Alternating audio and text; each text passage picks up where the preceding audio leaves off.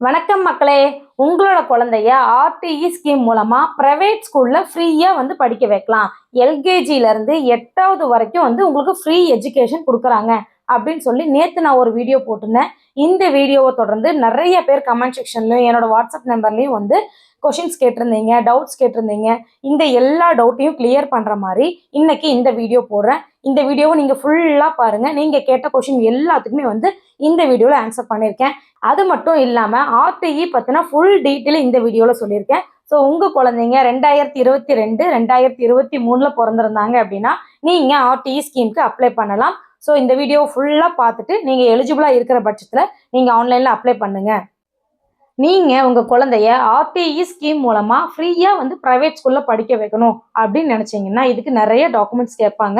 அது மட்டும் இல்லாம உங்களுக்கு எலிஜிபிலிட்டி இருக்கணும். இருக்கிற பட்சத்துல மட்டும்தான் வந்து அந்த குழந்தைகளுக்கு அட்மிஷன் வந்து ஃப்ரீயா கொடுப்பாங்க.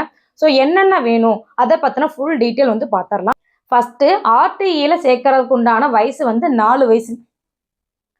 ஃபர்ஸ்ட் ஆர்டிஇல சேர்க்கறதுக்கு உங்க குழந்தை வந்து 2023 2024ல பிறந்திருக்கணும். இதுதான் வந்து ஃபர்ஸ்ட் கவனிப்பாங்க.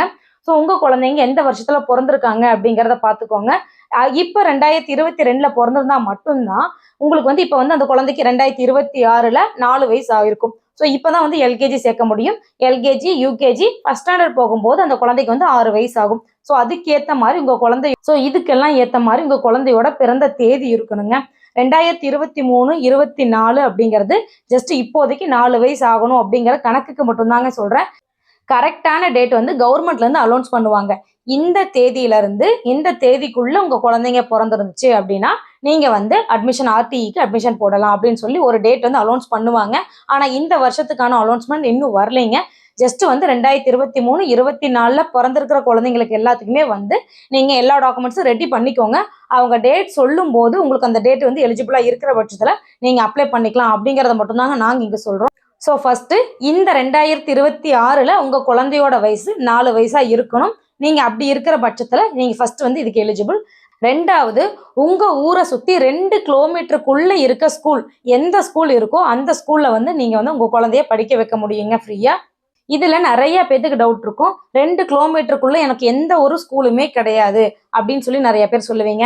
எந்த ஸ்கூலுமே இல்லை அப்படிங்கிற பட்சத்துல நீங்க அப்ளை பண்ண முடியாதுங்க. அடுத்து எனக்கு வந்து 2 கிலோமீட்டருக்குள்ளேயே நிறைய ஸ்கூல் இருக்கு, 4-5 ஸ்கூல் இருக்கு, நான் சிட்டிக்குள்ள இருக்கேன், எனக்கு 4-5 ஸ்கூல் வந்து வருது, நான் அப்ளை பண்ணலாமா அப்படின்னா நீங்க தாராளமா அப்ளை பண்ணலாம். 4 ஸ்கூலுக்குமே நீங்க அப்ளை பண்ணலாம். மேக்சிமம் வந்து உங்களுக்கு 4 ஸ்கூல் இருக்கு அப்படின்னா நீங்க 4 ஸ்கூலுக்குமே அப்ளை பண்ணிக்க முடியும். ஸோ எல்லாமே நம்ம வந்து செலக்ட் பண்ணிக்குவோம். 4 ஸ்கூலுக்குமே நீங்க ஆர்டிஇக்கு அப்ளை பண்ணும்போது 4 ஸ்கூலுக்குமே நம்ம அட்மிஷன் போட்டுட்டோம்னா எந்த ஸ்கூல்ல வேணா உங்களுக்கு வந்து எலிஜிபிள் இருக்கும். ஸோ எலிஜிபிள் பார்த்து நீங்க வந்து உங்க குழந்தைய வந்து அட்மிஷன் பண்ணிக்க முடியும். அடுத்து இன்னொரு வகையான சந்தேகம் என்னன்னா 2 கிலோமீட்டர் தாண்டி இருக்கு என்னோட ஊரு, 3 கிலோமீட்டருக்கு 4 கிலோமீட்டருக்கு நான் அப்ளை பண்ணலாமா அப்படின்னா கண்டிப்பா அப்ளை பண்ண முடியாது. மினிமம் 2 கிலோமீட்டருக்குள்ள அந்த ஸ்கூலை சுத்தின சரௌண்டிங்ல இருக்க 2 கிலோமீட்டருக்குள்ள இருக்கிற ஸ்டூடெண்ட்ஸ்க்கு மட்டும் தாங்க இந்த ஸ்கீம் வந்து பொருந்தும். கூகுள் மேப் மூலமா நீங்க 2 கிலோமீட்டருக்குள்ள தான் இருக்கீங்களா அப்படிங்கிறத வெரிஃபை பண்ணிட்டு தான் அட்மிஷன் கொடுப்பாங்க. ஸோ எல்லா வகையிலையும் வந்து நீங்க எலிஜிபிளா இருக்கிறீங்க அப்படிங்கிற பட்சத்துல நீங்க வந்து ஆர்டிஇக்கு அப்ளை பண்ணுங்க. இந்த ஆர்டிஇ ஸ்கீம் வந்து வருஷம் ஓப்பன் ஆகும். இந்த வருஷம் ஓப்பன் ஆகும்போது நீங்க வந்து கரெக்டா எல்லா டாக்குமெண்ட்ஸும் ரெடியா வந்து வச்சிருக்கணும். நீங்க வச்சிருக்கும் போது ஆர்டிஇ ஸ்கீம் ஓப்பன் ஆனதையும் நீங்க வந்து அப்ளை பண்ணணும். ஆன்லைன்ல சேவையில அப்ளை பண்ணிக்கலாம், இல்ல கம்ப்யூட்டர் சென்டர்ல அப்ளை பண்ணிக்கலாம். நீங்க ஆர்டிஇக்கு அப்ளை பண்ணதுக்கு அப்புறம் அந்த ஃபார்ம் வந்து அந்தந்த ஸ்கூலுக்கு வந்து சப்மிட் ஆயிடும். ஒரு ஸ்கூல் இருக்கு, நீங்க அப்ளை பண்ற பட்சத்துல உங்களுக்கு எந்த ஸ்கூலுக்கு விருப்பம் இருக்கோ, நியர்பைல ஒரு 4-5 ஸ்கூல் இருக்கு, 10 ஸ்கூல் இருக்குன்னா நீங்க 10 ஸ்கூலுமே செலக்ட் பண்ணுங்கிறது அவசியம் கிடையாது. ஒரு 4-5 ஸ்கூல் பெஸ்ட் ஸ்கூல் அப்படிங்கிற பட்சத்துல உங்களுக்கு வந்து பிடிச்சிருக்கு அப்படின்னா அந்த 4-5 ஸ்கூலுக்கு மட்டும் நீங்க அப்ளை பண்ணிக்க முடியும். இல்லைனா 10க்குமே அப்ளை பண்றேன் அப்படின்னு நீங்க தாராளமா 10 ஸ்கூலுக்குமே அப்ளை பண்ணிக்க முடியும். எல்லா ஸ்கூலுக்குமே வந்து அந்த ஃபார்ம் வந்து சப்மிட் ஆயிடும். சப்மிட் ஆன பட்சத்துல அந்த ஸ்கூல்ல வந்து உங்களுக்கு வெரிஃபை பண்ணிட்டு உங்களை கூப்பிட்டு எல்லா டாக்குமெண்ட்ஸும் செக் பண்ணுவாங்க. நீங்க ஆன்லைன்ல எல்லா சர்டிஃபிகேட்ஸுமே அப்லோட் பண்ற மாதிரி இருக்கும். ஸோ அப்லோட் பண்ணதுக்கு அப்புறம் அதையெல்லாம் வெரிஃபை பண்ணிட்டு தான் வந்து உங்க குழந்தை எலிஜிபிளா இருக்கிறாங்க அப்படிங்கிற பட்சத்துல அவங்களுக்கு வந்து ஸ்கூல்ல வந்து சீட் கொடுப்பாங்க. இது மட்டும் இல்லாம சிட்டி சைட்ல இருக்க ஸ்கூலுக்கெல்லாம் வந்து நிறைய பேர் வந்து அட்மிஷன் போடுவாங்க. ஆர்டிஇல அப்ளை பண்றோம், நான் ஆர்டிஇல என் குழந்தைய படிக்க வைக்கணும்னு நினைக்கிறேன் அப்படிங்கும்போது சிட்டி சைட்ல நிறைய பேர் வந்து அப்ளை பண்ணும்போது நிறைய குழந்தைங்க வந்து அந்த ஸ்கூலுக்கு வந்துருவாங்க. அப்ப எல்லாத்துக்குமே ஃப்ரீ எஜுகேஷன் கண்டிப்பா கொடுக்க முடியாது. அவங்க வந்து 25% 25% மட்டும்தான் வந்து ஃப்ரீ அட்மிஷன் கொடுப்பாங்க. அப்படிங்கிற பட்சத்துல இத்தனை குழந்தைங்க தான், ஒரு 10 குழந்தைங்களுக்கு வந்து நான் ஃப்ரீ எஜுகேஷன் கொடுக்குறேன் இந்த வருஷத்துக்கு, அந்த மாதிரி சொல்லுவாங்க.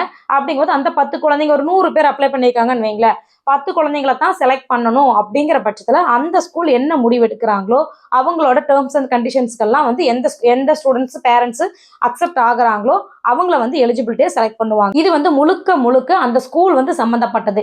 யாரை வேணா ரிஜெக்ட் பண்ணலாம், யாரை வேணா செலக்ட் பண்ணலாம். ஸோ நீங்க அப்ளை பண்றதோட உங்களோட டியூட்டி முடிஞ்சிருச்சு. அதுக்கப்புறம் அந்த ஸ்கூல் தான் வந்து செலக்ட் பண்ணணும், உங்களை வந்து நான் எடுத்துக்கிறோம் அப்படின்னு சொல்லி வருஷம் நிறைய பேர்த்த செலக்ட் பண்றாங்க. நிறைய பேர் ஆர்டிஇ மூலமா படிச்சுக்கிட்டும் இருக்காங்க. ஆர்டிஇ அப்ளை பண்றதுக்கு என்னென்ன டாக்குமெண்ட்ஸ் வேணும் அப்படின்னு கேட்டீங்கன்னா, ஃபர்ஸ்ட் உங்க குழந்தையோட ஆதார் கார்டு வேணுங்க. ஆதார் கார்டே நான் இப்போ வரைக்கும் எடுக்கல அப்படின்னு சொல்லி நேற்று நிறைய பேர் மெசேஜ் பண்ணியிருந்தாங்க. கண்டிப்பா ஆதார் கார்டு வேணும். ஏன்னா உங்க குழந்தையோட ஆதார் கார்டு மூலமா தான் அந்த குழந்தை வந்து அட்மிஷனே போட முடியும். ஸோ ஆதார் கார்டு கம்பல்சரிங்க. ஃபர்ஸ்ட் வந்து ஆதார் சென்டர்ல போய் ஆதார் கார்டு எடுத்துருங்க. இ-சேவையில எல்லாம் ஆதார் கார்டு எடுக்க முடியாது. ஆதார் சென்டர் வந்து போஸ்ட் ஆஃபீஸ், தாலுகா ஆஃபீஸ் எல்லா பக்கமுமே இருக்கு, கலெக்டரேட் அந்த மாதிரி எல்லா பக்கமுமே இருக்கு. ஸோ நீங்க ஃபர்ஸ்ட் குழந்தைக்கு ஆதார் கார்டு எடுத்துருங்க. ஆதார் கார்டு கரெக்டா இருக்கணும். அடுத்த ஒரு முக்கியமான விஷயம், அந்த குழந்தையோட பேரு, டேட் ஆஃப் பர்த் எல்லாமே கரெக்டா இருக்கான்னு பாத்துக்கோங்க ஆதார் கார்டுல. ஆதார் கார்டு இல்லாதவங்க எல்லாம் கண்டிப்பா ஆதார் கார்டு எடுத்துருங்க. ஆதார் கார்டு நான் ஆல்ரெடி வச்சிருக்கேன் அப்படிங்கிறவங்களுக்கும் வந்து ஒரு முக்கியமான விஷயம் என்னன்னா, குழந்தையோட பேரு, இன்ஷியல், டேட் ஆஃப் பர்த் இதெல்லாம் கரெக்டா இருக்கான்னு பாத்துக்கோங்க. ஏன்னா ஃபர்ஸ்ட் டைம் நீங்க குழந்தைய ஸ்கூல்ல சேர்க்கும் போது இதுதான் வந்து காலத்துக்கும் அந்த குழந்தையோட பேராவும் டேட் ஆஃப் பர்த்தாவும் வரப்போகுது. ஸோ ஏதாவது கரெக்ஷன் இருக்கிற பட்சத்துல முதல்ல இப்பவே வந்து கரெக்ஷன் பண்ணிக்கோங்க. ஓகே, குழந்தையோட ஆதார் கார்டு இருக்கு. அடுத்து என்ன வேணும் அப்படின்னீங்கன்னா, குழந்தையோட பாஸ்போர்ட் சைஸ் போட்டோ வேணும். ஸோ அந்த போட்டோ வந்து நீங்க குழந்தைய கூட்டிட்டு போய் போட்டோ எடுத்தீங்கன்னா ஜஸ்ட் உங்களுக்கு 1 ஹவர்ல கொடுத்துருவாங்க. அதுக்கடுத்து உங்க குடும்ப ரேஷன் கார்டு வேணும். நீங்க இந்த இடத்துல தான் வசிக்கிறீங்க, ஏன்னா அந்த அந்த ஸ்கூலை சுத்தினா 2 கிலோமீட்டருக்குள்ளேயே வந்து நீங்க இருக்கணும் அப்படின்னு சொல்லி டேர்ம்ஸ் அண்ட் கண்டிஷன்ல சொல்லியிருக்காங்க இல்லைங்களா. நீங்க அந்த நியர்ல இருக்கிற ஏரியால தான் இருக்கிறீங்க அப்படிங்கறக்கு ஒரு அட்ரஸ் ப்ரூஃப் கம்பல்சரி வேணுங்க. அட்ரஸ் ப்ரூஃப் இல்லாம எதுவுமே பண்ண முடியாது. ஸோ அட்ரஸ் ப்ரூஃப் கண்டிப்பா வேணும். நீங்க ரேஷன், அது வந்து உங்களோட ரேஷன் கார்டா இருக்கலாம், இல்ல உங்களோட வீட்டு வரி ரசீது, தண்ணி வரி ரசீது, உங்களோட ஓட்டர் ஐடி, அந்த மாதிரி பேரண்ட்ஸோட ஏதாவது ஒரு, நீங்க இந்த ஊர்ல தான், இந்த இடத்துல தான், இந்த டோர் நம்பர்ல தான் குடியிருக்கீங்க, 2 கிலோமீட்டருக்குள்ளார இந்த குழந்தை வந்து வசிச்சுட்டு இருக்காங்க அப்படிங்கறதுக்கு உண்டான ஏதோ ஒரு ஆதாரம் கண்டிப்பா இருக்கணும்.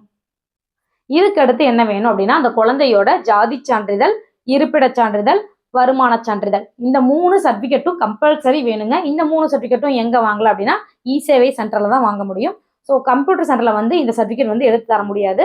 எல்லா ஊர்லயுமே இ-சேவை இருக்குங்க. அந்த இ-சேவை சென்டர்ல வந்து நீங்க இந்த 3 சர்டிபிகேட்டும் அப்ளை பண்ணிக்கலாம். ஜாதி சான்றிதழ் அப்படின்னா, இந்த குழந்தை இந்த வகுப்பை சேர்ந்தவங்க தான், பிசி, எம்பிசி, எஸ்சி, எஸ்டி இந்த வகுப்புல வர்றாங்க அப்படின்னு சொல்லி ஜாதி சான்றிதழ் இருக்கும் இல்லைங்களா. இந்த ஜாதி சான்றிதழ் கம்பல்சரி வேணும்.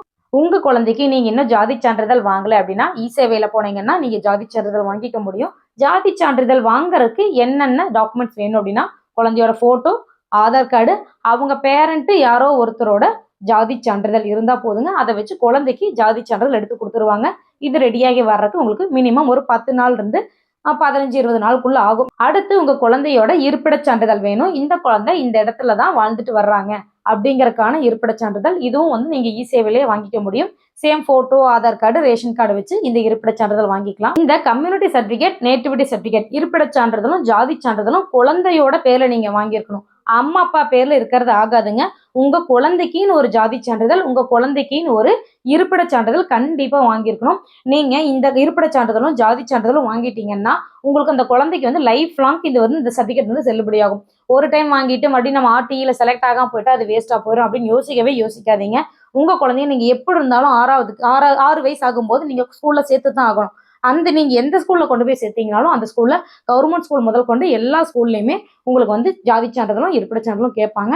ஸோ வாங்கி வச்சுட்டீங்கன்னா அப்படியே லைஃப் லாங் வந்து அந்த சர்டிபிகேட் வந்து செல்லுபடியாகும். ஸோ பத்திரமா நீங்க வாங்கி வச்சுக்கோங்க, கண்டிப்பா வாங்கி வச்சுக்கோங்க. இதுக்கு அடுத்து இன்னொரு முக்கியமான டாக்குமெண்ட் என்ன அப்படின்னா, இன்கம் சர்டிபிகேட், வருமான சான்றிதழ். இந்த குழந்தையோட குடும்பம் வந்து மினிமம் இவ்வளவுதான் வருமானம் சம்பாதிக்கிறாங்க, இவங்க வந்து ஏழை எளிய மக்கள் அப்படின்னு சொல்லி உங்க விஏஓ, ஆர்ஐ வந்து அக்செப்ட் பண்ண ஒரு வருமான சான்றிதழ் வேணும். இது எங்க அப்ளை பண்றதா, இதுவும் இ-சேவையில அப்ளை பண்ணிக்கலாம். பேரண்டோட photo, Aadhaar card, ration card வச்சு நம்ம அப்ளை பண்ணோம்னா உங்களுக்கு வந்து 1 மந்த்துக்குள்ள உங்களுக்கு இன்கம் சர்டிபிகேட் வந்துடும். இந்த இருப்பிட சான்றிதழ், ஜாதி சான்றிதழ், வருமான சான்றிதழ் இந்த 3 சர்டிபிகேட்டுமே நீங்க ஆன்லைன்ல அப்ளை பண்ணீங்க அப்படின்னா, அப்ளை பண்ணதுக்கு அப்புறம் எல்லா டாக்குமெண்ட்ஸையும் கரெக்டா வச்சு நீங்க அட்டாச் பண்ணி அப்ளை பண்ணதுக்கு அப்புறம் நீங்கள் எங்கேயுமே அலையணும் அப்படிங்கிற எந்த ஒரு அவசியமே கிடையாதுங்க. அந்த இ சேவையில் இருக்கிறவங்களே வந்து ஆர்ஐக்கு, விஏஓக்கு, தாசில்தார் ஆஃபீஸ்க்கு எல்லா பக்கமே அனுப்பிடுவாங்க. அதுவே ஆட்டோமேட்டிக்காக போயிட்டு வெரிஃபை ஆகி அந்த சர்டிஃபிகேட் வந்து உங்களுக்கு வந்து நீங்கள் எங்கே அப்ளை பண்ணீங்களோ அதே இ சேவை சென்டருக்கே வந்துடும். நீங்கள் வந்து டவுன்லோட் மட்டும் பண்ணினா போதும். டவுன்லோட் பண்ணி நீங்கள் பிரிண்ட் மட்டும் போட்டு வச்சுக்கிட்டா போதும். ஸோ யாரெல்லாம் வந்து இன்னும் அப்ளை பண்ணாமல் இருக்கீங்களோ இந்த 3 சர்டிஃபிகேட்டும் கம்பல்சரி வேணும், எடுத்து வச்சுக்கோங்க. உங்கள் குழந்தைங்க எந்த வருஷம் படித்தாலும் எங்கே படிக்க போனாலும் கண்டிப்பாக இந்த 3 சர்டிஃபிகேட்டும் கேட்பாங்க. ஸோ அப்போ உங்களுக்கு யூஸ் ஆகும். வருமான சான்றிதழ் மட்டும் வருஷம் ஒரு டைம் எடுக்கிற மாதிரி இருக்குங்க. ஏன்னா ஒவ்வொரு வருஷமும் வந்து வருமானம் மாறும் இல்லைங்களா பேரண்ட்ஸோடது. அதனால வருமான சான்றிதழ் மட்டும் வருஷம் ஒரு டைம் எடுக்கிற மாதிரி இருக்கும். ஜாதி சான்றிதழும் இருப்பிட சான்றிதழும் உங்களுக்கு வந்து லைஃப் லாங்க்கு நீங்க மாத்தணும் அப்படிங்கிற எந்த ஒரு அவசியமுமே கிடையாது. எடுத்து வச்சீங்கன்னா அது பாட்டுக்கு இருக்குங்க. உங்க யாருக்காவது ஜாதி சான்றிதழ், வருமான சான்றிதழ், இருப்பிடச் சான்றிதழ் வேணும் அப்படின்னு நீங்க நினைச்சீங்கன்னா, உங்களால வெளியில போக முடியல, நான் பிஸியா இருக்கேன், எனக்கு டைம் இல்லை அப்படிங்கிற பட்சத்துல உங்க டாக்குமெண்ட்ஸ் எல்லாத்தையுமே கீழே தெரியிற வாட்ஸ்அப் நம்பருக்கு அனுப்புனீங்கன்னா நாங்க உங்களுக்கு அப்ளை பண்ணி கொடுத்துருவோம். அந்த சர்டிஃபிகேட் வந்ததையும் நாங்க உங்களுக்கு டவுன்லோட் பண்ணியும் அனுப்பிடுவோம். அடுத்து ஒரு முக்கியமான விஷயத்தை பத்தி கேட்டிருந்தாங்க டவுட்டா. இது என்னன்னா, எல்கேஜில இருந்து 8வது வரைக்கும் நாங்க எந்த ஃபீஸும் பே பண்ண தேவையில்லையா, நிஜமாலுமே ஃப்ரீயா வந்து படிச்சுக்க முடியுமா அப்படின்னு கேட்டிருந்தாங்க. கண்டிப்பா படிச்சுக்க முடியும். கவர்மெண்ட்ல இருந்து இத்தனை குழந்தைங்களுக்கு வந்து ஃப்ரீ எஜுகேஷன் கொடுக்கணும் அப்படின்னு சொல்லி ஆர்டர் பாஸ் பண்ணியிருக்காங்க. ஸோ அந்த ஆர்டர் ஃபாலோ பண்ணி எல்லா பிரைவேட் ஸ்கூல்லையுமே இந்த ஆர்டிஇ இருக்குங்க. ஆர்டிஇ போர்ட்டல் ஓப்பன் பண்ணும்போது நீங்கள் இந்த டாக்குமெண்ட்ஸ் நான் இப்போ சொன்னேன் இல்லைங்களா, இந்த டாக்குமெண்ட்ஸ் எல்லாத்தையும் நம்ம அட்டாச் பண்ணி கம்ப்யூட்டர் சென்டர்லையும் அப்ளை பண்ணிக்க முடியும், இ சேவையிலையும் அப்ளை பண்ணிக்க முடியும். நீங்கள் வந்து இந்த எல்லா டாக்குமெண்ட்ஸையும் அட்டாச் பண்ணி உங்கள் ஸ்கூலுக்கு வந்து சப்மிட் பண்ணிட்டீங்க, ஃபார்மை வந்து சப்மிட் பண்ணிட்டீங்க அப்படின்னா அந்த ஸ்கூலில் அதை வெரிஃபை பண்ணி செக் பண்ணி பார்த்துட்டு உங்கள் குழந்தை எலிஜிபிளாக இருக்கிற பட்சத்தில் கண்டிப்பாக ஃப்ரீ எஜுகேஷன் கொடுத்துருவாங்க. உங்களோட ஃப்ரீ எஜுகேஷன் அப்படின்னா என்னென்னா, அந்த குழந்தைக்கு உண்டான டியூஷன் ஃபீஸ் சொல்லி கொடுக்கறதுக்குன்னு ஃபீஸ் வாங்குவாங்க இல்லைங்களா, அந்த ஃபீஸ் வந்து முழுக்க முழுக்க ஃப்ரீங்க. ஆனால் அந்த குழந்தைக்கு நீங்கள் புக் நோட் வாங்கித்தான் ஆகணும், அதுக்கு நீங்கள் ஃபீஸ் பே பண்ணணும். யூனிஃபார்ம் வாங்கித்தான் ஆகணும், அதுக்கு நீங்கள் ஃபீஸ் வந்து பே பண்ணணும்.